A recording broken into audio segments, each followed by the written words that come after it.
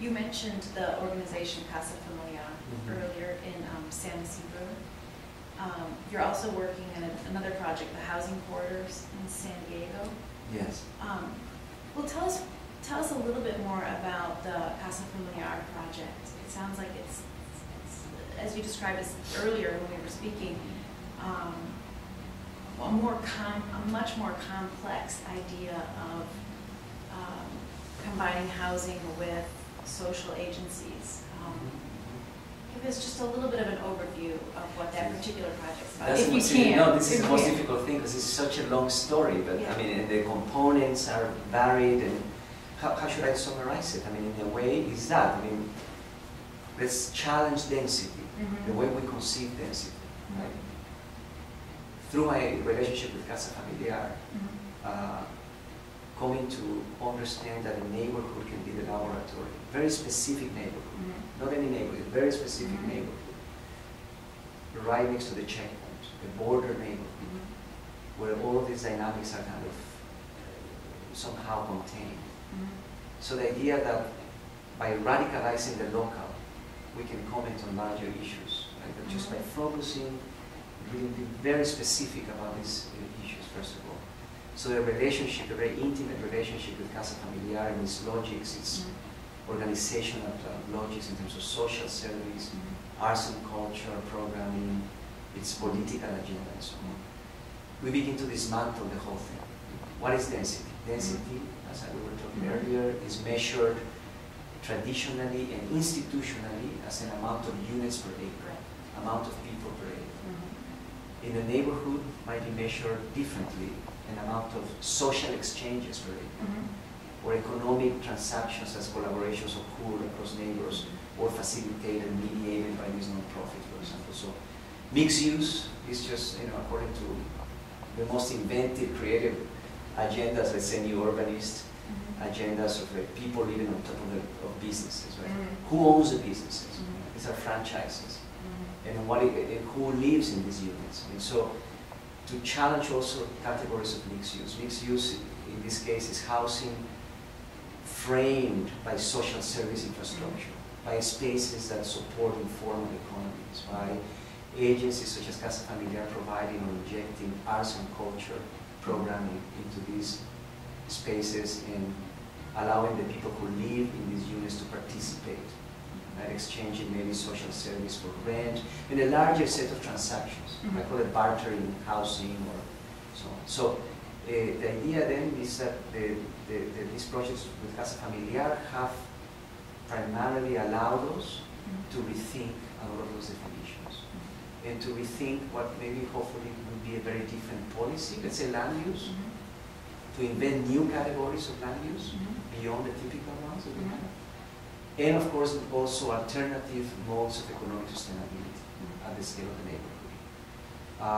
The project with Casa Familiar, in fact, emerges, and this is the reason it's very difficult. The story is longer because, first of all, by understanding a very particular condition of conflict, as I was speaking earlier, which is another dimension of why the borders territory, it serves me as a kind of laboratory because I begin to reveal conflict. The first act is to reveal and uncover, let's say, the conflict, not only recently because of the fires right, in San Diego, Southern California, the conflict between stupid development, sprawl, and this irresponsible expansion, expansive kind of wealthy development, encroaching into the ecological, networks and so on. They have to live somewhere, right?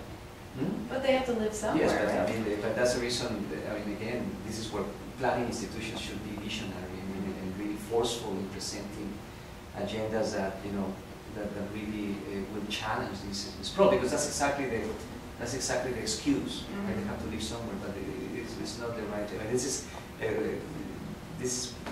we could take this conversation. Yeah. What I'm trying to say is that our processes or our way of thinking about intervening in the city, whether physically or through policy, should begin by, in fact, inhabiting that condition of conflict, like to really reveal it. Not to just say, well, that's what the people want this, well, let's just give it to them, right? I mean, or this is, no, let's really understand what that conflict is. The conflict in terms of Casa Familiar, what really inspired much of this, is a conflict between the zoning and the economic frameworks right, that exist that produce particular housing prototypes in the city.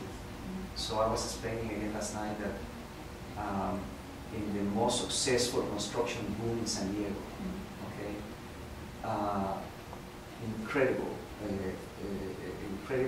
incredibly successful, massive construction, economic, development in San Diego. Not one single affordable housing project that is, relevant has been built in many of these neighborhoods, and we found out why. I mean, that there is a kind of conflict between the kind of zoning or policy frameworks and the economic, let's say, lending frameworks. So that for a developer, let's say private developers, everything in the United States is run by private developers, right?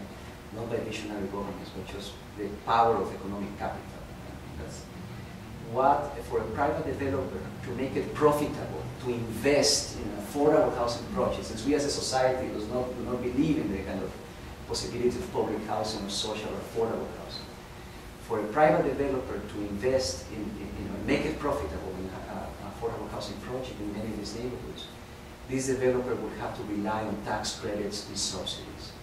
To be competitive, this developer would have to make this project at least 50 units in density.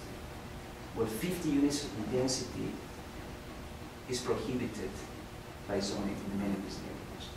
So all of a sudden we have this catch-22, kind of this contradiction, right? The zoning that prevents density in its use, and the lending structures that depend on the very backward and very rigid way of thinking of tax credits and subsidies to produce housing. So the project for me as a designer is not to design the pretty housing project, but is to in fact dismantle or break that kind of contradiction or conflict. So that's what propelled Casa Familiar in our relationship to think of other alternatives, to think that large construction loans could be dismantled into microcredits, or that maybe we could push the kind of planning and land use agencies to consider other alternative categories for zoning. So anyway, it's a larger story, but the point is that the Casa Familiar story is about the production of alternative agencies that can mediate across these forces, and so that the non-profit based in the community is definitely the most appropriate entity that can produce a different idea of social and economic equity.